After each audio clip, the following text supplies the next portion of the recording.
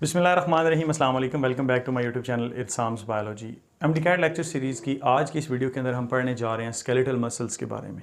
Dear students, आपको पता है कि हमारा जो स्केलेटल सिस्टम है उसके अंदर बोन्स हैं और बोन्स के साथ कुछ ऐसे इलास्टिक लचकदार स्ट्रक्चर्स मौजूद हैं जो हमें मूवमेंट करने में और हमें वॉकिंग करने में, रनिंग करने में जो है वो हेल्प करते हैं। वो आपके पास क्या कहलाते हैं? मसल्स कहलाते हैं। मसल्स जो होते हैं आपकी बॉडी में, उनका बड़ा रोल है जी।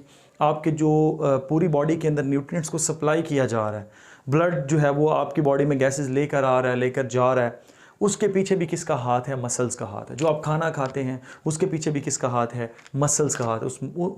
उस खाने को डाइजेस्ट करना, उस खाने को जो है उसमें से चीज़ें जो है वो निकलवाना, पेरिस्टालसिस मूवमेंट के अंदर हेल्प करते हुए उनको जो है वो जो अनडाइजेस्टेड फूड होगी उसको बॉडी से बाहर निकालना, ये सारा काम कौन कर रहे होते हैं? मसल्स कर रहे होते हैं। वॉकिंग एंड रनिंग मैंने आपको ऑलरेडी पहले बता दिया। ये जो मैं बोल रहा हूँ इसके पीछे भी किसका रोल है? मसल्स का ही रोल है डियर स्टूडेंट्स। तो याद रखें, हमारी बॉडी के अंदर तकरीबन 600 से 650 जो हैं वो मसल्स पाए जाते हैं। क्लियर हुआ? और उसमें आपके पास 3 टाइप के मसल्स आते हैं। एक आते हैं स्मूथ मसल्स। स्मूथ मसल्स जो है ये आपके पास अर्लीस्ट फॉर्म है। शुरू में कहते हैं कि जो मसल्स जो है वो एवोल्यूशन में इवॉल्व हुए थे पहले, वो आपके पास कौन से थे? Earliest form of the muscles, these are the smooth muscles. और स्मूथ मसल्स जो है इनकी शेप अगर देखी जाए तो ये स्पिंडल लाइक और ये फ्यूजिफॉर्म टाइप के अंदर मौजूद होते हैं। उसके बाद ये स्टूडेंट्स, ये आपकी बॉडी के अंदर जितने भी हॉलो स्ट्रक्चर्स हैं, जैसे वेन्स हो गई, जैसे आपका डाइजेस्टिव सिस्टम हो गया, वो बनाने में हेल्प करते हैं। ठीक हो गया। इसके बाद आपके पास आते हैं कार्डियक मसल्स। कार्डियक मसल आपको पता है आपके हार्ट के साथ एसोसिएटेड होंगे। ठीक हो गया। ये जो हार्ट के मसल्स होते हैं इनको हम क्या बोलते हैं? कार्डियक मसल्स बोलते हैं। ये आपके पास यहाँ पर एक न्यूक्लियस मौजूद है। अगर कार्डियक सेल्स की बात की जाए तो कहा जाता है ये ब्रांच्ड, और इसमें ख़ास किस्म की स्ट्राइएशन देखने को मिलती हैं, इंटरकलेटेड डिस्क्स देखने को मिलती है। तो यहाँ पर कहा जाता है कि ये मतलब कि यूनिन्यूक्लिएट भी होते हैं and as well as multinucleate होते हैं। जो फेडरल की बुक है, हमारी बुक में भी नीचे पैराग्राफ के अंदर यूनिन्यूक्लिएट लिखा हुआ है, लेकिन पिक्चर के अंदर मल्टी न्यूक्लिएट लिखा हुआ है। तो दोनों पॉइंट्स आपने देखने हैं, यूनि प्लस आपके पास क्या मल्टी हो सकते हैं। उसके बाद आते हैं हमारे पास डियर स्टूडेंट्स कौन से? Skeletal muscles. स्केलेटल मसल्स वो हैं जो हमारे ये मसल हड्डियों के साथ जुड़े हुए हैं, जो हमें जो है वो डेली रूटीन की एक्टिविटी, चलने फिरने में जो है वो हेल्प कर रहे होते हैं। उसके बाद ये आपके पास वॉलेंट्री मसल्स होते हैं और स्ट्राइएटेड होते हैं। स्ट्राइएटेड का मतलब क्या है? स्ट्राइएटेड का मतलब है कि यहाँ पर स्ट्राइएशन है, alternatively dark and light band जो है वो मौजूद हैं। तो ये मिट गया, मेरा हाथ लगा है, ये light dark light dark light dark light dark, इस तरह से इसके अंदर जो है ना बैंड्स मौजूद है। इसको हम क्या बोलते हैं? स्ट्राइएटेड, स्ट्राइएशन बोलते हैं। इस मसल को अगर ओवरऑल स्ट्रक्चर देखा जाए तो आपको पता है स्केलेटल मसल्स जो है वो पेयर की फॉर्म में वर्क करते हैं। पेयर की, एक फ्लेक्सर होता है और एक एक्सटेंसर होता है। एक ने क्या करना है? बॉडी की मूवमेंट टूवर्ड द मतलब के ओरिजिन करवानी है, एक ने क्या करनी है? अवे फ्रॉम द ओरिजिन करवानी है। What is meant by origin and insertion, ये भी आपको मैंने बताना है। पहले मैं मसल्स के बारे में बताता हूँ। मसलन ये एक मसल है, ये मैंने इसी हड्डी के साथ जोड़ दिया। बेसिकली आगे एक हड्डी होगी, चले मैं बना देता हूँ यहाँ पर। ये एक आगे बोन है, ये आगे बोन है जो इसके साथ जुड़ी हुई है। ये मसल बेसिकली इस बोन के साथ जो है ना वो जुड़ रहा होगा, ये इस तरह करके इस बोन के साथ। ठीक हो गया डियर स्टूडेंट्स। अगर मसल को देखा जाए तो एक मसल का एंड एक हड्डी से निकल रहा है, दिस इज कॉल्ड ओरिजिन। इसको हम क्या बोलते हैं? ओरिजिन। यानी कि यहाँ से मसल निकलेगा और जिस हड्डी के अंदर ये एंटर हो रहा है इसको क्या बोलते हैं? इंजर्शन बोलते हैं। ये ओरिजिन एंड इंजर्शन आपके पास टेंडन से मिलकर बने होते हैं। टेंडन के बारे में एक बहुत ही मशहूर बात है कि ये नॉन इलास्टिक होता है। ये क्या होता है? Non elastic. ठीक हो गया डियर स्टूडेंट्स। उसके बाद ये जो आपके पास स्ट्रक्चर नजर आ रहा है आपको, ये दरमियान में, ये मसल की बेली कहलाती है। क्या कहलाती है आपके पास? बेली। तो 2 टेंडन्स जो हैं मसल को ओरिजिन और इंसर्शन के पॉइंट पर एक हड्डी के साथ जोड़ रहे हैं, नॉन इलास्टिक हैं। दरमियान में जो है वो एक इलास्टिक मैस जो है वो टिश्यू वो पड़ा हुआ है, जिसके अंदर बहुत ज़्यादा जो है वो कंट्रैक्टाइल यूनिट्स मौजूद हैं जो उसको कंट्रैक्ट और रिलैक्स करने में हेल्प कर रही हैं। वो उसकी क्या बना रही है? बेली बना रही है। अगर ओवरऑल इस मसल का स्ट्रक्चर देखा जाए डियर स्टूडेंट्स, तो आपको ये जो सारे का सारा नजर आ रहा है, ये रेड में ये मैंने बना दिया, ये मसल है। मसल के ऊपर आपको एक प्रोटेक्टिव कवरिंग देखने को मिलती है, दिस इज कॉल्ड एपिमीशियम। एपिमीशियम। ठीक हो गया। एपिमीशियम पूरे के पूरे मसल के ऊपर है, प्रोटेक्टिव लेयर। इसके अंदर फिर क्या होता है? फेसिकल, फेसिकलाई। ठीक है, फेसिकल्स या मसल बंडल मौजूद होते हैं डियर स्टूडेंट्स। क्या मौजूद होते हैं? मसल बंडल्स मौजूद होते हैं। इन मसल्स बंडल के ऊपर भी एक प्रोटेक्टिव कवरिंग होती है, दिस इज कॉल्ड पेरीमीशियम, इसको पेरीमीशियम का नाम दिया जाता है। इन मसल बंडल के अंदर क्या पड़े हैं, मसल फाइबर्स पड़े हैं। मसल फाइबर जो है उनका डायमीटर आपके पास 10 to 100 माइक्रोन या माइक्रोमीटर होता है, लेकिन इसके ऊपर भी एक प्रोटेक्टिव कवरिंग मौजूद है, दिस इज कॉल्ड एंडोमीशियम।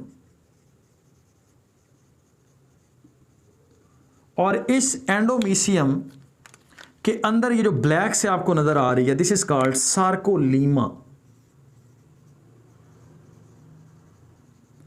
यानी कि प्लाज्मा मेम्ब्रेन ऑफ मसल, इसको हम क्या बोलते हैं, सार्कोलीमा। इसी तरह से ये जो आपको नजर आ रहे हैं, दीज आर कॉल्ड न्यूक्लियस, ये मल्टी न्यूक्लिएट होता है। ये क्या होता है डियर स्टूडेंट्स, मल्टी न्यूक्लिएट होता है। इसको हम क्या बोलते हैं, मसल सेल भी बोलते हैं या मसल फाइबर का भी नाम दिया जाता है, क्योंकि ये इलोंगेटेड रेक्टेंगुलर टाइप जो है ना ये मसल्स होते हैं आपके पास, मल्टी न्यूक्लिएट होते हैं। इनके न्यूक्लियस पेरिफेरी की तरफ मौजूद होते हैं। और फिर इसका भी क्या बनेगा, एक खास किस्म का साइटोप्लाज्म बनेगा, इसको क्या बोलते हैं, सार्कोप्लाज्म का नाम दिया जाता है। और यहाँ पर एक मशहूर स्ट्रक्चर मौजूद है, ये डियर स्टूडेंट्स आपके पास इसके न्यूक्लियस के साथ मौजूद होता है, this is called sarcoplasmic reticulum. ये स्मूथ एंडोप्लाज्मिक रेटिकुलम की टाइप होती है, this is called sarcoplasmic reticulum मौजूद होता है। इसके अंदर कैल्शियम आयन जो है ना, मैं लिख देता हूँ, इसके अंदर कैल्शियम आयन जो होते हैं वो स्टोर होते हैं, ये बात आप लोगों ने याद रखनी है। उसके बाद अगर इसकी बात की जाए, अब यहाँ पर कोई प्रोटेक्टिव कवरिंग मौजूद नहीं है।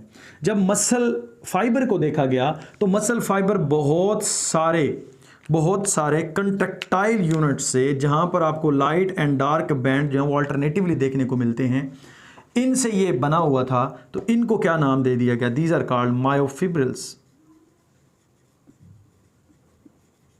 ये जो मायोफिब्रिल्स हैं इनका डायमीटर कितना होगा डियर स्टूडेंट्स, 1 से लेकर 2 माइक्रोन या 2 माइक्रोमीटर से जो है तक होगा। उसके बाद ज़रा देखा गया इसको, जब इलेक्ट्रॉन माइक्रोस्कोप से अल्ट्रा स्ट्रक्चर इसका देखा गया तो क्या देखा गया कि ये जो स्ट्रक्चर है ये बिल्कुल इस तरह से मिलकर बना हुआ है।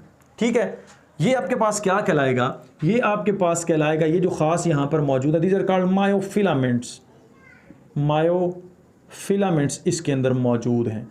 मायोफिलामेंट्स में 2 तरह के हैं, एक आपके पास थिक फिलामेंट है और एक आपके पास क्या है dear students, thin filament.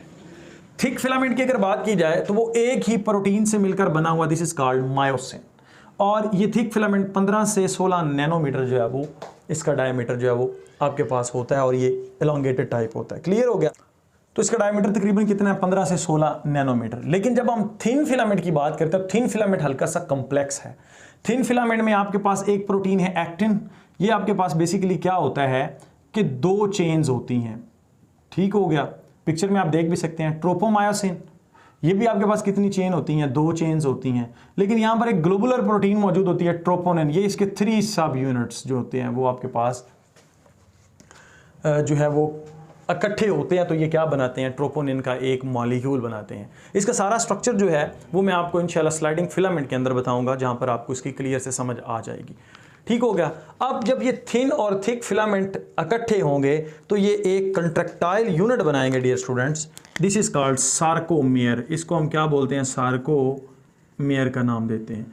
So this is the contractile unit, यही वो चीज़ है जो कंट्रैक्ट एंड रिलैक्स कर रही है, contractile unit of muscle, this is called sarcomere. अब हमने देखना ये है कि ये जो मैंने बार बार नाम लिया है कि डार्कर एंड लाइट बैंड यहाँ पर मौजूद है, स्ट्राइएशन है, तो ये किस लिए है।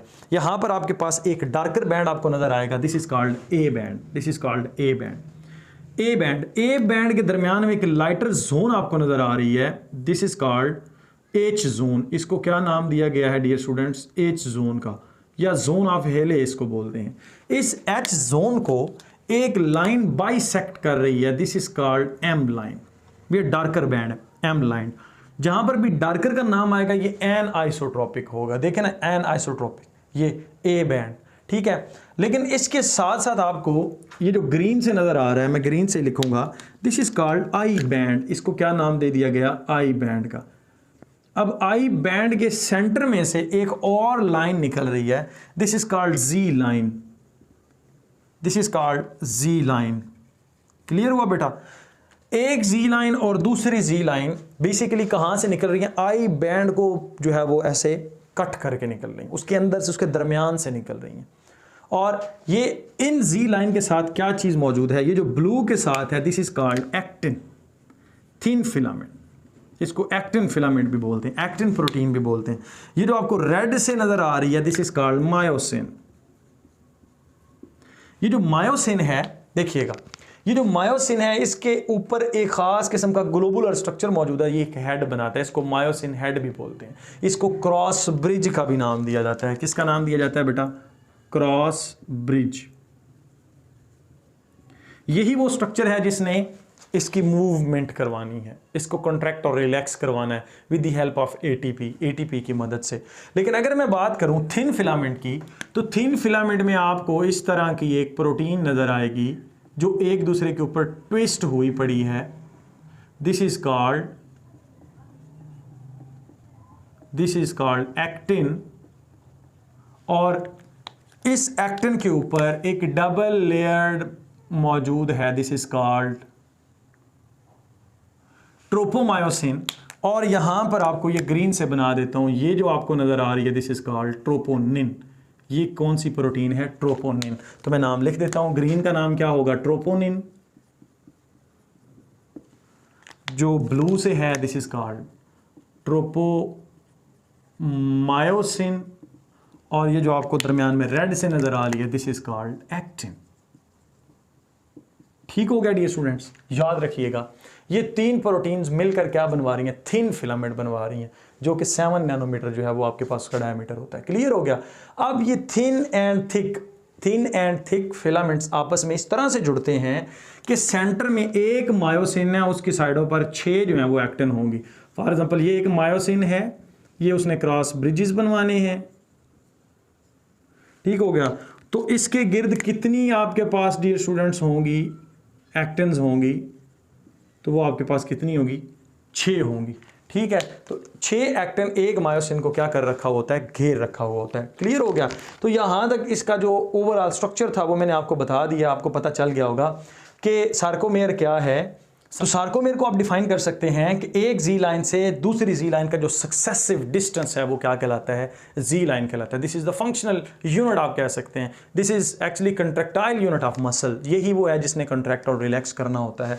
अब होता क्या है डियर स्टूडेंट्स, यहाँ पर आप लोगों ने एक दो बातें याद रखनी है, वो मैं आपको इंशाल्लाह मजीद बताऊंगा। जो आपके पास ए बैंड होता है, ए बैंड से देख लें, मायोसिन को मैंने आगे नहीं बनाया हुआ, तो याद रखें मायोसिन सिर्फ ए बैंड के अंदर अंदर आएगी। ठीक हो गया? उसके बाद एक्टिन जो है ये एम लाइन तक आ सकती है। एम लाइन से आगे, ये वाली एक्टिन इधर और ये वाली एक्टिन इधर, सिर्फ एम लाइन तक आएगी, आगे नहीं जा सकेगी। तो जब ये कंट्रैक्ट होगा, जोन ऑफ हेले डिसअपीयर हो जाएगी, आई बैंड क्या कर जाएंगे? शॉर्ट हो जाएंगे। लेकिन ए बैंड पे कोई फर्क नहीं पड़ेगा। इंशाल्लाह अगली वीडियो के अंदर मैं आपको स्लाइडिंग मैकेनिज्म के बारे में बताऊंगा, जिसके अंदर मैं आपको टोटल ओवरऑल इसका जो ओवरऑल स्ट्रक्चर है प्लस किस तरह से कंट्रैक्शन एंड रिलैक्सेशन होती है वो बताऊंगा। इसको थोड़ा सा रिव्यू कर लेते हैं। हमारी बॉडी में 600 से 650 तक क्या होते हैं? मसल्स होते हैं। मसल्स की 3 टाइप्स हमारी बॉडी के अंदर पाई जाती हैं, स्मूथ मसल्स, कार्डियक मसल और स्केलेटल मसल। आज का हमारा जो टॉपिक था वो था स्केलेटल मसल। स्केलेटल मसल्स वो होते हैं जो हमें कंट्रैक्शन और रिलैक्सेशन की मदद से मूवमेंट करने में प्लस वॉकिंग करने में, रनिंग करने में हेल्प कर रहे होते हैं। ये वॉलंटरी मसल्स होते हैं, यानी कि हमारी मर्जी से हम इनको चला सकते हैं। लेकिन कार्डियक एंड स्मूथ इनवॉलंटरी हैं, ये हमारी मर्जी से नहीं चलते, ये अपनी मर्जी से चलते हैं। इनको ऑटोनॉमिक नर्वस सिस्टम जो है वो कंट्रोल कर रहा होता है, इनको सोमैटिक नर्वस सिस्टम जो है वो कंट्रोल कर रहा होता है। ये स्टूडेंट जो बातें रहेगी वो मैं बता रहा हूँ साथ साथ। उसके बाद ये मसल है, मसल हड्डी के साथ टेंडन की मदद से जुड़ता है। जहां से मसल इमूवेबल बोन के साथ लगा हो, जहां पे हरकत ना कर रही हो, उसको ओरिजिन बोलेंगे। जिसके अंदर वो एंटर हो रहा है उसको क्या बोलेंगे डियर स्टूडेंट? इंसर्शन बोलेंगे। दरमियान में मसल की क्या होगी? बैली। मसल की बैली को जब काटा गया, उसका क्रॉस सेक्शन देखा गया, तो पता चला कि ये इसके बाहर एक प्रोटेक्टिव कवरिंग अल्लाह ने बना रखी है, दिस इज कॉल्ड एपिमीशियम। उसके बाद एपिमीशियम के अंदर मसल पूरे का पूरा मौजूद है, उसके अंदर बहुत ज्यादा मसल बंडल्स मौजूद है।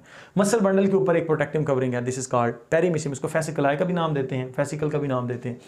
उसके अंदर क्या है? एक खास किस्म का स्ट्रक्चर मौजूद है जिसको मसल फाइबर या मसल सेल बोला गया। यहाँ पर न्यूक्लियस देखे गया तो पता चल गया कि ये मसल सेल है, एलोंगेटेड था।